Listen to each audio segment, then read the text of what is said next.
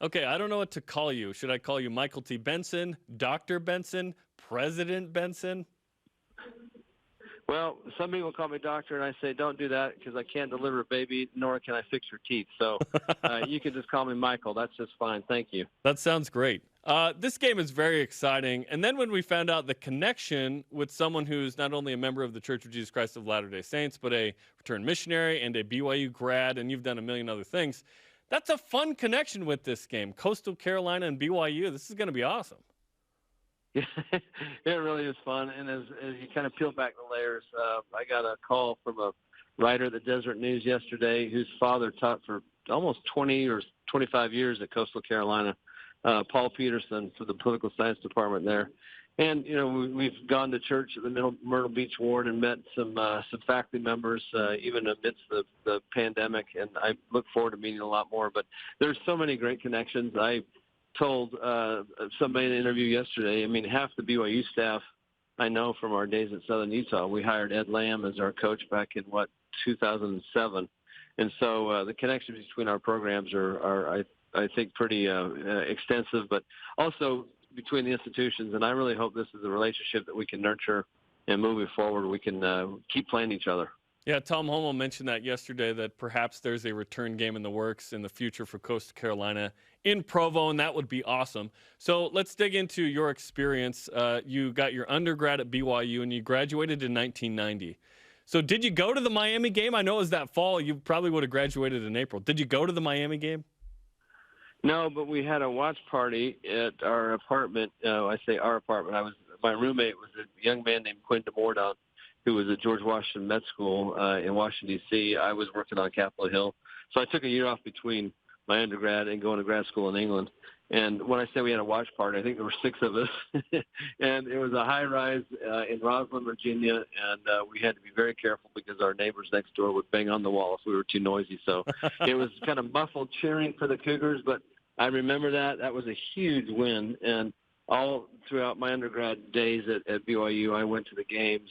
We've been fans for a long time. And then, you know, as part of that, I want to say left me, but when I went to work at the University of Utah after grad school, I was kind of indoctrinated to become a Ute there for a little while, but never kind of left my moorings at BYU. And it's really fun to get reconnected. My 2 children, my oldest children, go there right now.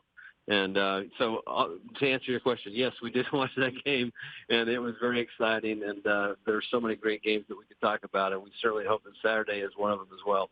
And you got some buckets? You were on the JV basketball team as well? I did. I was a gym instructor at the NTC, and 4 of my colleagues and I decided that we would go walk on at the JV basketball team. This is in 1987. Liddell Anderson was the coach. Roger Reed was an assistant. And it was the year BYU got to, I want to say, number 2 in the country. Yeah. I mean, their lineup included, Mike Smith, Marty Haas, Jeff Chapman. And we practiced with them once in a while, but we were not that good. It was fun to play in the Marriott Center. That was one of my dreams in life. And we played, went down the snow, played Ricks, played College of Eastern Utah. But had an unbelievable experience just being around the program. And that was back in the day when they hosted the WAC tournament in the Marriott Center. And so they would give us tickets. And I skipped school. I'm sorry, Mom and Dad, they both passed on, but I don't want my kids to hear this. But I skipped school for a couple of days and just sat and watched game after game, including Tim Hardaway, who was the starting point guard for UTEP.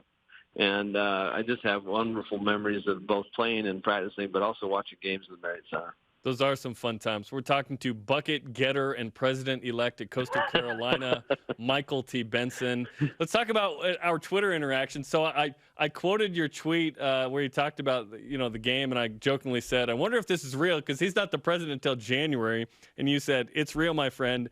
It's very real. This is a convergence of 2 worlds for you, which is fun. You've been a lot of places as the president, and you've gone to school, right? Southern Utah. And, of course, Snow, and more recently, Eastern Kentucky. You've gone to school at BYU, Oxford, Notre Dame. I'm probably missing some in there. You're teaching or getting another degree at Johns Hopkins right now. I may have missed a bunch. But I'm just really impressed with, and of course you're the grandson of Ezra Taft Benson. I'm just really impressed with where you've been and where you're going. I think this is an exciting opportunity for BYU to match up with Coastal Carolina, and you seem to be right in the middle of it. Well, you're kind to say that. I'm the last of 6 children, and my parents, may they rest in peace, gave us unbelievable opportunities that they never dreamed of having. And as a result, with those opportunities, we were expected to do a lot with them. So I've got some unbelievably accomplished siblings, and I'm kind of the baby of the 6. They've taken good care of me, and I've made sure I've tried to do my best with these chances I've been given. But you're right, I'm finishing up a degree at Hopkins right now. I just finished a book on the first president at Hopkins that will come out next year. And so when I was during the pandemic writing this book, the opportunity presented itself to go to Coastal Carolina. And I told the search committee, quite honestly, I said, look, I was a little bit salty toward you all for quite some time, because in 2015, it came down to 3 schools to take the last slot in the Sun Belt: New Mexico State, Coastal Carolina, and Eastern Kentucky. And I think when the site committee from the presidents went on location and saw what they had at Coastal, the decision was made. It's a beautiful place, a pretty rich tradition for a school that's only been around for 75 years come 2029. It was founded in 1954 as a branch of the University of South Carolina. And, of course, the proximity to the beach. And right after they were admitted to the Sun Belt, I want to say 2 months later, they won the national championship in baseball. Mm-hmm. So that was incredible. Great. Oh, I mean, they were America's team then, and it's fun to see how the football team has really captured the nation's attention now. They're, as I told you, a great group of young men. Their coaching staff is fantastic. They have a great time playing, and they play hard. And I think BYU will see that it's good quality football in the Sun Belt. And I will say this, Coastal's never seen a team quite like BYU. I've watched most of their games this year, so it's going to be a very good matchup. Yeah, and did you have much to do with the matchup? I wonder if ESPN had something to do with that, / BYU was just trying to get a game with a good opponent. And here, Coastal Carolina on the road, ranked, game day's already going to be there. This is as good of a situation as BYU could have gotten into. Well, I can't take credit for it because in the last 48 hours or 72 hours, our athletic directors at both places and coaching staffs really did the heavy lifting. I will tell you, I had a really good conversation with Tom Holmoe yesterday, and I've known Tom for a long time. And back in October, I had texted him and said, Tom, look, both of our teams are undefeated. What a great time to announce a home and home. And he responded back and said BYU's really filled up until, I think, 2025 or 26. But let's talk in the future. Well, it just so happens the future was 6 weeks later as opposed to 6 years.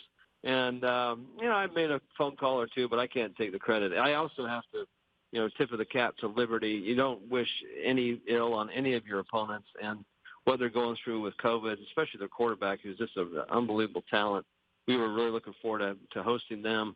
But when we got the call first thing Thursday morning that they were kind of the ranks would be depleted with COVID cases, that's when really the wheels went into motion. Things were prepared prior to that, kind of in the eventuality that something might happen. But I certainly wish all the best for Liberty. We've been a rival with them for years. They were in the Big South with us until they broke away and became independent, much like BYU. So our AD, our coaching staff, especially Tom, and, of course, ESPN had a role in all this. And then to have game day on campus, first ever time for a Sun Belt school to host game day, and we didn't want to lose that. So it's going to be a great environment.